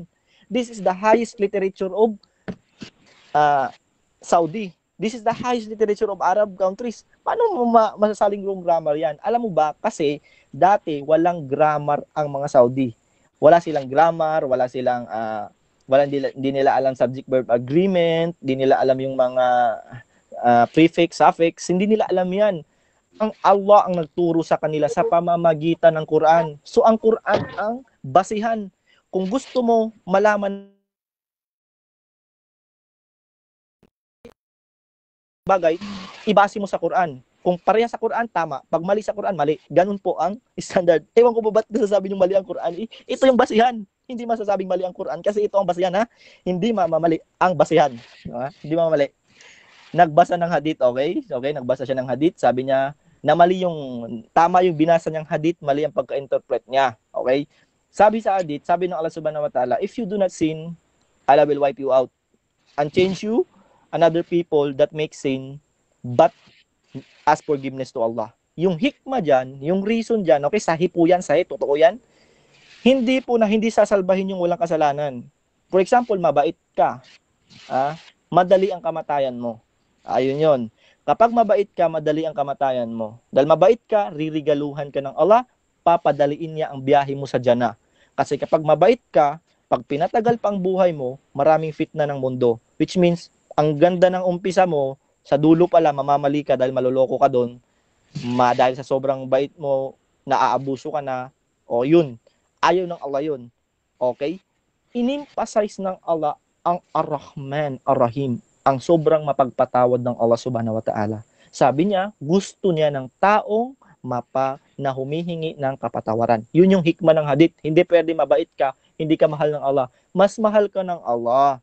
Pero, ang mundo kasi, ginawa ito ng Allah para i-test ang human being. Ito, for example, sa isang room, pag top 1 ka, di ba? Merong nagaganap yan eh. Top 1 ka sa room nyo, matalino ka, hindi ka na sinasali sa exam eh. Ay, matalino na to. Contest ka, dun ka, mag-study ka, contest nyo, science fair mamaya. Okay? Hindi ka na sinasali. Sinasali lang yung mga bobo na gustong mag-aral. Okay? Yun yung says, nagets yung logic. Alhamdulillah. Di ba? Nagets yung logic. Kapag matalino ka na, di ka na sinasali ng teacher. Okay? Sinong sumagot to? Di ka na pipiliin ng teacher. Kasi alam ng teacher, matalino ka na, mati ka na, papuntahin ka na sa Jannah. Hindi porket mabait ka. Okay? Tama yung hadith mo, bro, pero mali yung pagkaintindi mo. O, alhamdulillah. Sana na-guess nyo yun. So, na-explain ko naman siguro yung history ng Quran, di ba? Yung history ng Quran, walang sunog-sunog na naganap, walang naiba, meron pa din, even hindi kasi katulad, ang Islam kasi hindi katulad ng Christianity na sobrang luwag. Sobrang luwag sila. Alam nyo ba yung nangyayari? Katulad nyo, meron kayong King James Version. Ang King James Version is 5 beses na major revision ng King James, pero tinatawag pa din King James. Hindi na yung King James kasi 5 major revision na naganap sa King James, tinatawag pa rin King James. Hindi na pwede yan, hindi mo na ititribute yan kang King James kasi hindi na si King James yan, nireview mo na. For example, nagbibigay ako ng Last Willing Testament, tapos iniba-iba nila, nirevise na nila. Hindi ko na Last Willing Testament yun kasi nirevise na nila. That's why walang ganun sa Islam, walang revision na naganap. That's why hindi ko sinabi kung hindi ko alam yung Uthmanic recension kasi in the first place walang recension na naganap walang recension na ginawa si Uthman. Standard wala. Iniba niya means kinorek niya lang yun na tama kayo. Okay, tama tayo lahat. Okay, ito na sundan natin. Kung anong yun, para wala ng fitna, sinunog lahat yung pinakuha niya. Pero yung original, nandun pa din. Pero wag na kayong magtanong kung asan-asan ang ulaman na ang nag-aalaga nun. Tsaka wala kayong kakayahan na hanapin yon. Okay? Meron man, makikipag-gera kayo. Yun na lang. Time na.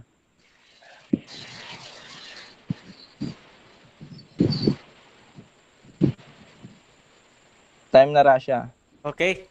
So dyan nagtatapos ang rebuttal ni Bro Zane ng Islam. So dadako na tayo sa ating 7 minutes na pagtatanong. Bro Fernando Camacho, 7 minutes para sa iyo, bro. Your time start now. Okay. Ang aking naka-on. Ang aking unang tanong, kilala mo ba, kapatid, si Ahmed Hashim? Ahmed Hashim? Yes. Hindi. Si Georges Colizada. Hindi rin. Sa tingin mo, mga Muslim sila o hindi sila Muslim?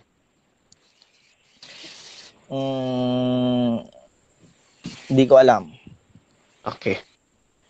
So, next question. Tama ba na sinabi ninyo na may transmission ang inyong Quran?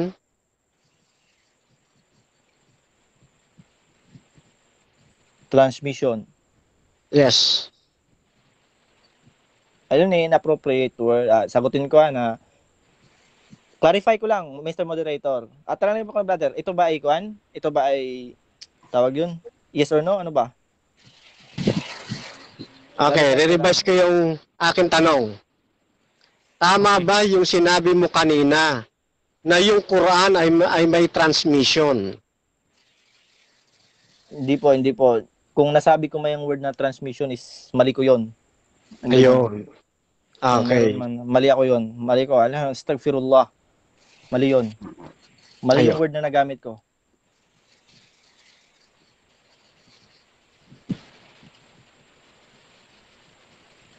Okay. Next question.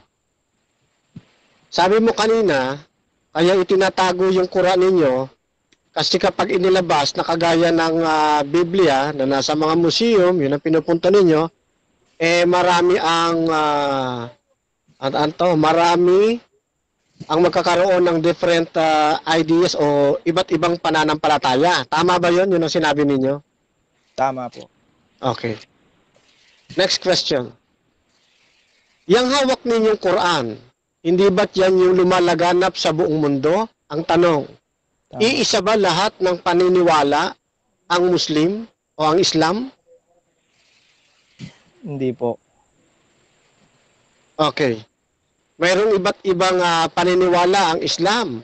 No, bagamat kahit nakatago yung sinasabi mong original na Quran, tama ba? Okay, maraming hindi nagkakaiba ng akida, hindi dahil sa Quran. Ito dahil sa mga sunnah ng Nabi sallallahu alaihi wasallam na practices na ginagawa nila sa ibada, which means hindi naman ginawa ng Nabi. So doon nagkakaiba ng akida, hindi sa Quran. Quran, kung anong magkapareha sa Quran, lahat kami nagkakatulad sa Quran. Nagkakaiba lang kami sa pag-interpret ng hadith, hindi sa Quran. Okay. Yung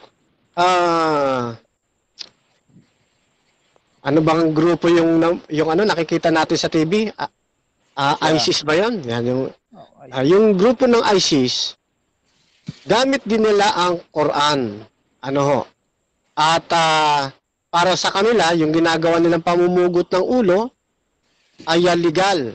Sa inyo ba, yung ginagawa nilang yun legal? Turo din yun ng Quran ayon sa kanila? Okay, na sabi ng ISIS, ang ginagawa ng ISIS, ang pag-jihad ay nasa Islam. Ngunit ang pamamaraan nila ay wala sa Islam. Means hindi ginawa ng Nabi. Ano ba ang jihad? Bawal sa dapat sa bundok lang, bawal pumatay ng mga matandanda at babae, bawal sa syudad o sa maraming bahay, bawal kang pumutay ng puno. So, nilalabag nila ang sunnah. Yes, nasa Quran ang jihad, pero wala sila sa sunnah. So, mali yung ginagawa pa rin nila. So, dapat connected ang hadith tsaka Quran. Ayun. Sa makatwid, kahit naririyan ang Quran at iisa na lumalaganap sa buong mundo, nagkakaiba-iba pa rin ang paniniwala, nagkakaiba-iba pa rin ang pananaw. Ano ang connection ngayon nito? Doon sa sinasabi mo kailangan pang itago para kapag inilabas, magkakaiba-iba ng paniniwala. Kung ngayon lang, nagkakaiba-iba na ng paniniwala. Okay, i-clarify ko lang ha. Ang Quran ay hindi nagkakaiba kami sa Quran. Kung anong nasusulat sa Quran, lahat ng sekta ng Muslim naniniwala. Ano ba nagkakaiba kami? Dahil sa sunnah, kung paano ito gawin. Doon nagkakaiba. So tinago ang Quran, baka ang ginawa nila sa hadith, gawin din nila sa Quran. Okay? Inshallah. Bismillah. Sana na-gets. Okay. Sige, lilipat ako ng tanong. Dito sa talatang ito ng hadith, yung binasa ko kanina. Sabi dito, if you were not to commit sin, Allah would have swept you out of existence and would have replaced you by another people. Ano ang pagkaunawa mo diyan? Okay, na-explain ko na kanina yan. Na hindi sinabi na wipe you out is ipupunta ka sa hell. Wipe you out dahil mabait ka, sinunod mo ang Allah, automatic mauuna ka sa heaven. Means mauuna ka na sa piling ng Allah subhanahu wa ta'ala. Okay? Yun. Hindi siya ibibigay sa hell, bagkus pauunahin siya sa heaven. Okay. Pwede mo bang translate sa akin ito ng mababaw lang yung if you were not to commit sin? Hindi ka gagawa ng kasalanan. Then Allah would have swept you out of existence and would have replaced you by another people. Paano yon? Okay. Tagalogin natin. Kapag hindi ka gagawa 100%, means hindi ka laging gumagawa ng kasalanan, means hindi talaga natural sa'yo ang paggawa ng kasalanan, is kukunin ka na ng Allah. Yung mga tao na yun, sobrang bait sila, papalitan niya ng Allah. Okay, dahil mababait kayo, okay, pasado na kayo sa test, okay, mauna na kayo sa Jannah, papalitan ng mga taong itetest na naman ulit. Okay, sana na-gets nyo. Sige. At lilipat na ako. Okay, next question. Bakit nung itinago yung original na Quran nyo kamo, bakit hindi naglabas na lamang ng kopya? Dahil ba re-reverse ko. Ay, type na. Sige. Time na. Okay, so dadako tayo sa ating conclusion. 5 minutes. Mauna dito yung negative. Bago yan, shoutout muna sa mga nasa live. At shoutout kay Nadim Ney. Okay. Kay Danilo Junior Peralta. Sabi nga, tama sila lahat pero pinasunog pang... Okay. Wala kang alam, sabi niya. Sabi ni Lev Batilyan, laban, bawi na, ayaw musukol. Yan. Shoutout kay Mike Mindak. Okay. Shoutout kay Winston Isguero Marticio. Sabi niya, go Sinyo. Yan si Sinyo, ha? Okay. So, shoutout din kay... shoutout din kay Kablao Odysseus. Messenger. I-mute ko muna si Aldog, ha? So, shoutout muna kay Macray Pital. Sabi niya, Soho. Tama ba to? Yung aking bigkas. Abraham, Torah Moises, Sahur David, Injil Jesus, Quran Muhammad, Biblia nga. Sabi niya. Sabi ni Lev Patilyan, baka lahat ng andon mga Pinoy. Hahaha, naghahanap na lang ng butas to. Okay. Sabi ni Mike Mindak, ikaw talaga bro Fernando, nilampaso mo na naman yung katunggali. Sabi ni Dominguez Gabriel, parehong matibay ang tindig, parehong magaling, ang ganda ng mga punto, ganda ng laban. Ayan. So, dadako na tayo sa ating 5 minutes na conclusion. Okay, so set ko lang yung ating time. 5 minutes, mauuna dito yung ating negative. Bro Zain ng Islam, 5 minutes para sa yung final conclusion, bro. Your time start now. A'udhu billahi minasyaitanir rajim. Bismillahirrahmanirrahim. May yahdilahu fala mudilla lahu wa may yudlil fala hadiyalah. Asyhadu an la ilaha illallah wa asyhadu anna Muhammadan abduhu wa rasuluh. Inna asdaqal hadithi kitabullah wa asanal hadi hadi muadin. Wa syarrul umuri mudattatuha wa kullu mudattatin bid'ah wa kullu bid'atin dalalah wa kullu dalalatin finnar.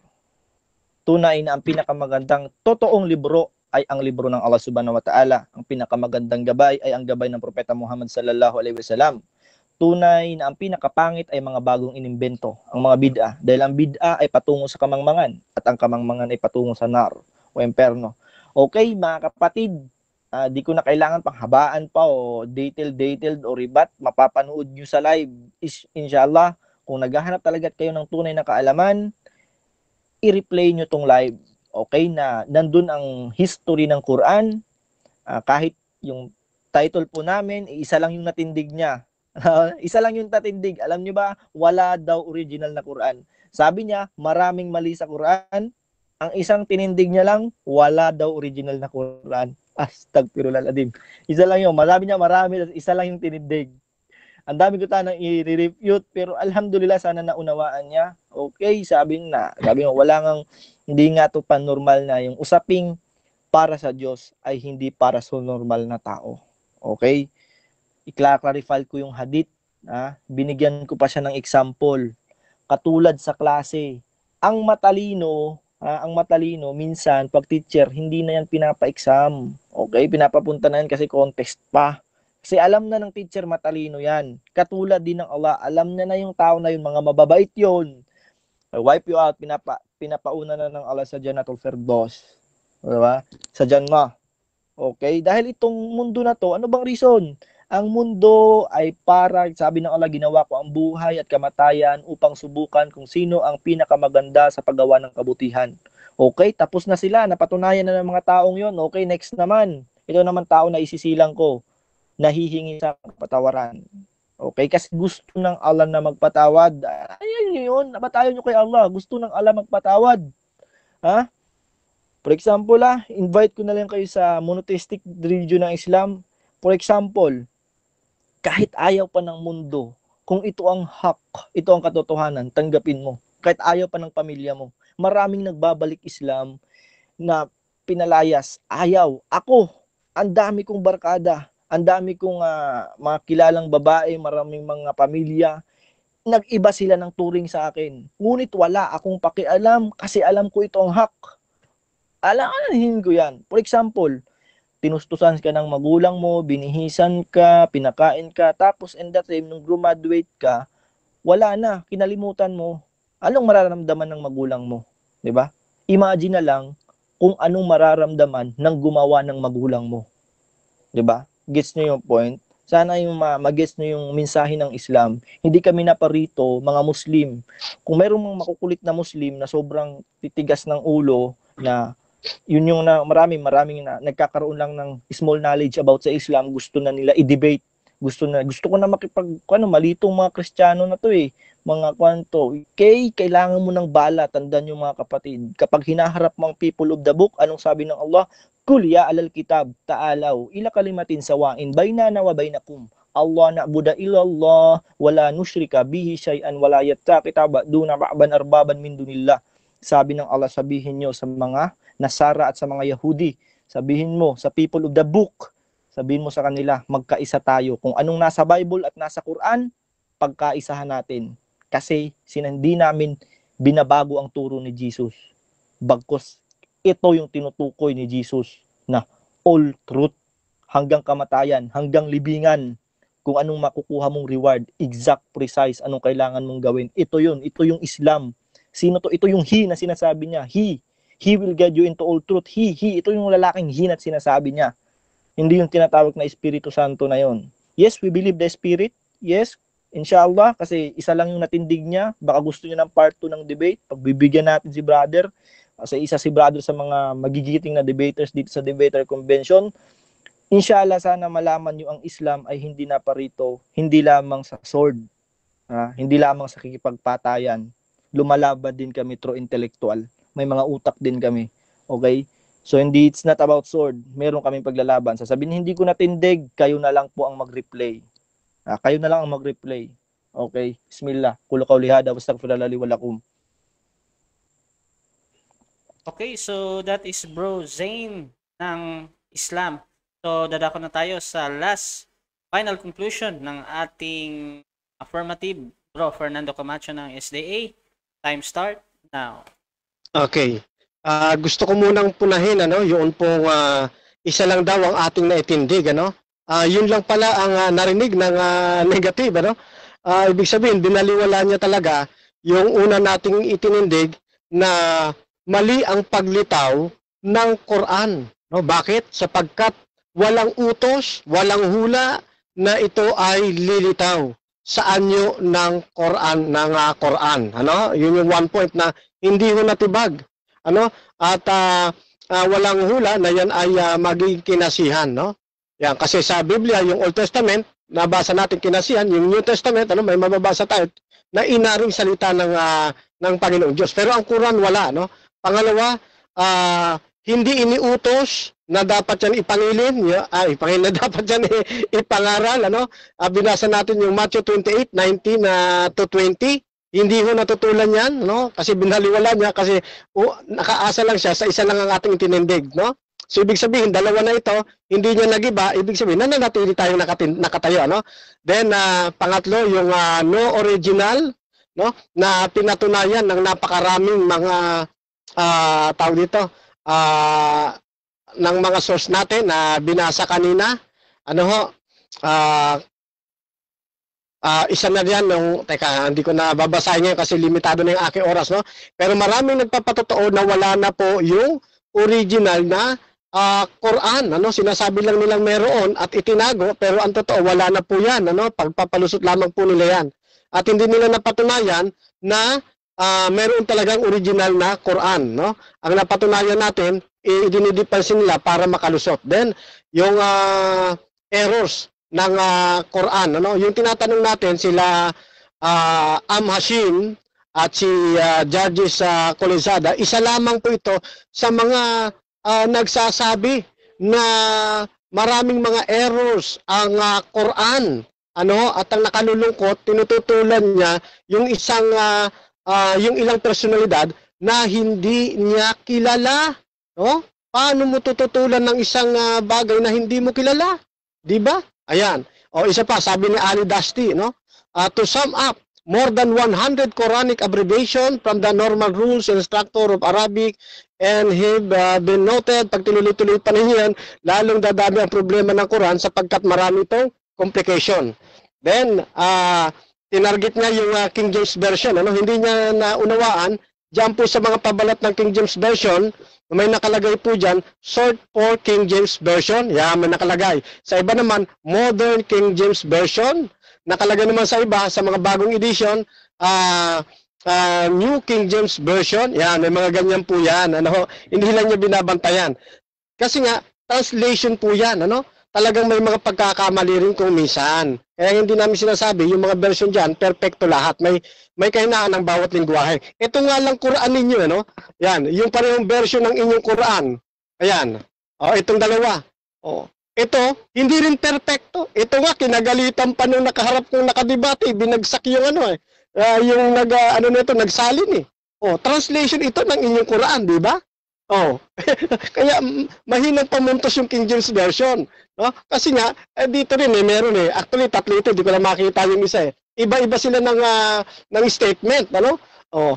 Kaya napakahina ng pagtitibag na ginawa ng negative. Sa pagkakatuntong ito, wala hong napatunayan ang negative side na walang mali ang Quran. Ano? Tad siya ng kamalian at yung mas may authority pa sa kanya ang nagsabi na dapat nang irebisa ang Quran. Ano? Kinatawan ito ng Saudi o siya. Ano ba kinatawan siya ng ano? Wala naman. Wala siyang posisyon. Di ba? O, kaya kung mayroong masigit na paniniwalaan ako, aba, ito nang mga sinasabi ni Ahmed Hashim, no? At saka ni Judges Colizada at yung pamunuan mismo, no? Ng Saudi. Oh, yan. Kaya mga kaibigan, mga kapatid, ano? Mahirap po pagkatiwalaan ang Quran, no? Na ito ay ituring na salita ng Diyos sapagkat yan ay tabad po ng kamalian. Oh, mali ang paraan ng paglitaw, walang utos sa mas naunang banal na aklat na may lilitaw na ganyan. Ni yung pagbabautismo nga, wala silang turo, kaya maling-mali ho talaga no? At walang original, tad-tad pa ng errors, mga kapatid, no? Dito lang, yung 10 lang. Time.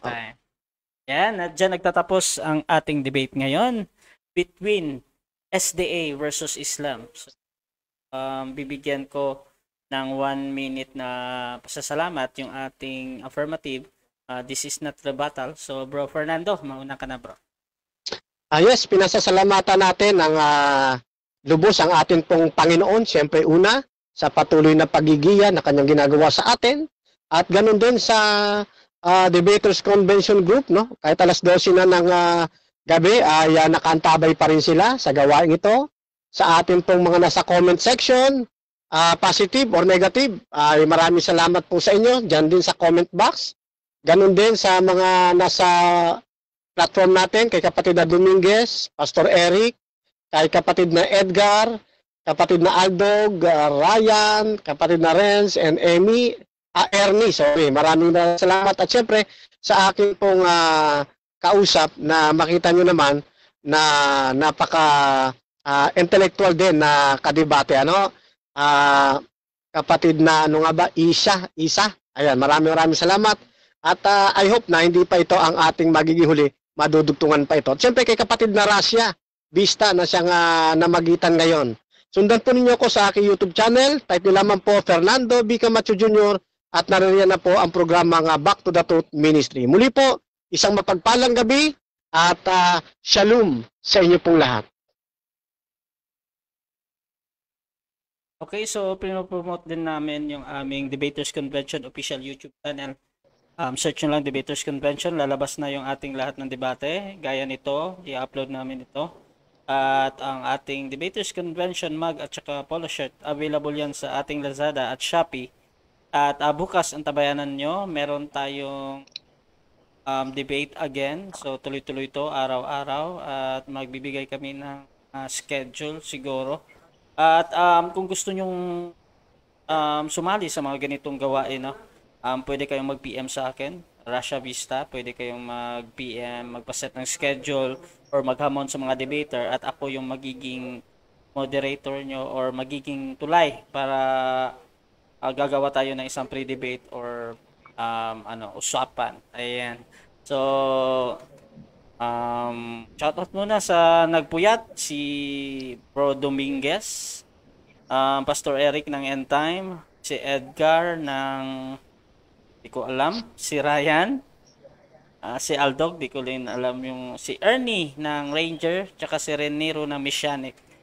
Syempre, yung dalawang debater. So, yan. This is Admin Russia, Debaters Convention.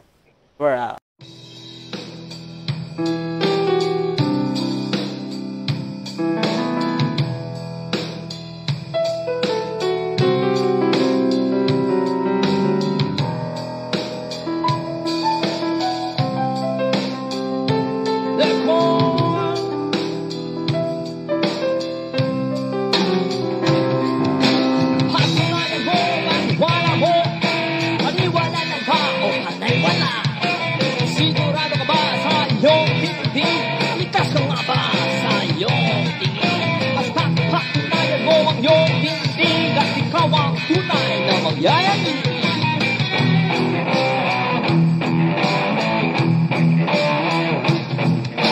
Manalisig ka na lang ba sa katotohanan? Nung manatili ka na lang ba may piling sa mata?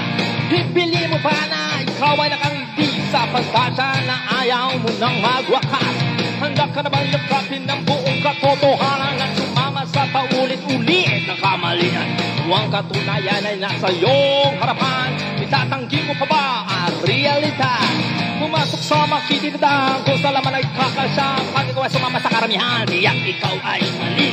Maliling lang din naman sa karamihan, ikaw ay maliligaw. Hey! Yayanig sa DepCo, yanigin natin ang buong mundo. Patunayan mo ang iyong tindigan, ikaw ang yanig sa DepCo. Yayanig sa DepCo, labanan na, banal na kasulatan, kapayapaan, magkakamilan, sa tunay na nawa.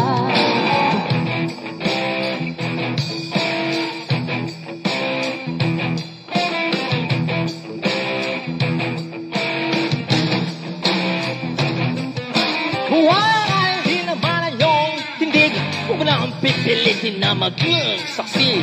Kulang-kulang din naman ang inyong aral at magkakatoks-katoks ka pa sa likong iba. Sanay ka naman sa daging daan, baka sa itong araw ka marunong. Diyan ang lisik hanggang huli, oras araw at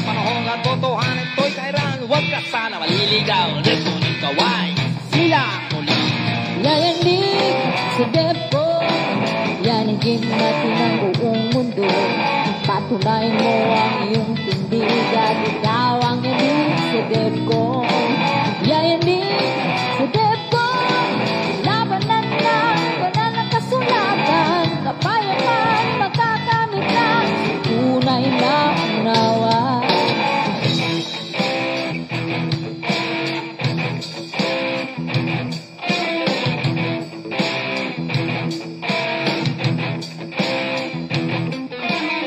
Mamahagi ay isang karangalan. Iba naman sa uri ng pagsusuri ng katotohanan. Induksyon, kailanman ito hindi naging uri ng argumento. Walang welcome bagay na pinagabalahan. Lego na labing natin ang tunay na kahulugan. Lego, lugar na malalisik ng kasagutan. Nahagi lang nagtatanggol, may pinaglalaban.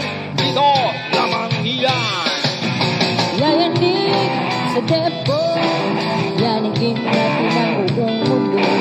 Patunayan mo ang iyong tindigan. Ikaw ang yanig sa dib ko. Yayanig sa dib ko. Labanan ng banal na kasulatan. Kapayapaan makakamit na tunay na unawa. Dib ko ang tanging lugar kung saan lahat may kinagalaban. Tunay ka ba? May alam? Tanggap mo ba ang katotohanan? Kung may naghahanap ng katapatan, naliksi ka ba ng kasagutan? Di ko lang iyan. Eko naman yan. Tara na, halika na. Yayanig sa dib ko. Yanigin natin ang buong mundo. Patunayan mo ang iyong tindigan. Ikaw ang yanig sa dib ko. Yayanig sa dib ko.